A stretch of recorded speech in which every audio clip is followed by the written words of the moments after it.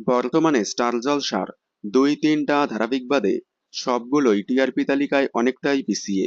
কথা, গীতা এলএলবি এবং শুভ বিবাহ বাদে সবগুলোই স্লোঠারা।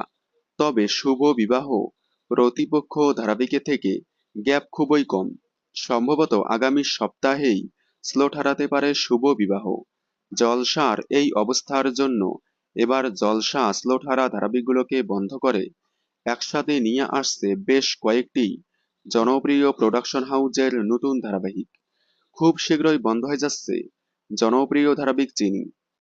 এছাড়াও বন্ধ হতে পারে বধুয়া এবং হরগৌরী বাইসোরেল। তাছাড়াও শোনা যাচ্ছে খুব শীঘ্রই নাকি বন্ধ হবে এক সময়ের তুমুল জনপ্রিয় ধারাবাহিক অনুরাগের ছোঁয়া। তবে চারিদিকে অনুরাগের ছোঁয়া বন্ধ হওয়া নিয়ে গুঞ্জন উঠলেও এখনো কোনো অফিসিয়ালি নিউজ সামনে আসেনি। তবে লাস্ট অফিসিয়াল আপডেট অনুযায়ী হয়তো অনুরাগের ছোঁয়া ১০০০ এপিসোড কমপ্লিট হওয়ার পর বন্ধ হয়ে যাবে।